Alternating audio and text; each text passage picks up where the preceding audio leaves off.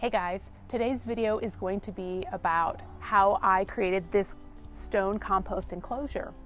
And you might be thinking to yourself, wow, that seems incredibly overdone and unnecessary. And you might have a point, but if you are at all intrigued as to why I selected this design or how I put it together, or maybe even what these little plants are along these stone structures, then keep watching. Okay guys, this is the beginning of my compost journey right here, this giant pile. Try not to get too distracted by Charlie, he's my little garden helper there. But as you can see, this pile is essentially just a bunch of garden debris collected near the side of the house. It's closest to where I do the most of my gardening, and that's why I selected that spot. But it was very unmanageable, and it's right against the house and the fence, which is probably not great for either of those structures. So this was the second stage of my composting journey. The stone structure on the right is called a Keyhole Garden, and it contains a central composting bin that provides nutrients to the plants that you place in that garden. If you're interested in knowing more about that, I'll make sure to link a video. The black structure on the left is just a soft structured compost bin I created out of landscape material and some garden mesh. But as you can see, it's completely full, and I couldn't turn it, and then I certainly couldn't access the finished composted material at the bottom. So then I considered a compost tumbler, and I had several friends that have had these but felt like they were somewhat cumbersome. You do have to turn these regularly, and for me, I was looking for something I could just sort of pile and forget a little bit.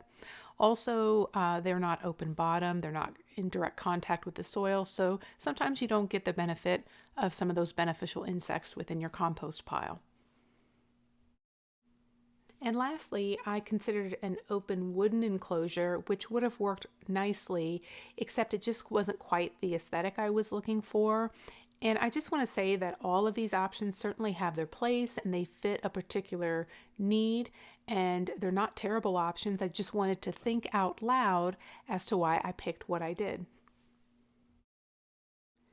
So the compost enclosure essentially consists of a U-shaped outer wall, as well as a lower middle wall that divides the two compost piles.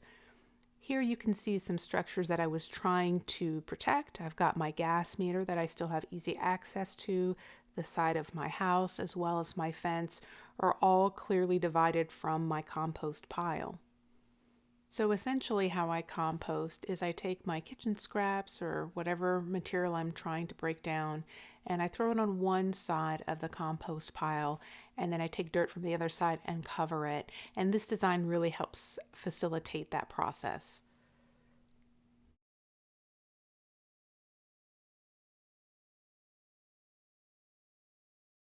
And so the stone I used is retaining wall stone. It's 12 by 5 by 8. Each one of these stones weighs approximately 35 pounds. And that was on purpose because I'm not going to mortar these stones together or use any form of adhesive. It's really going to be the weight of the stone that is keeping them in place.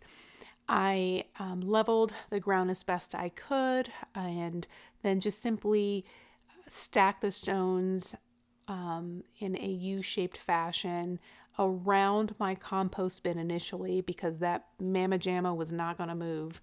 And so I layered about 4 of those stones deep in a staggered fashion, and then I unleashed that compost bin and divided the compost pile and then added those central stones.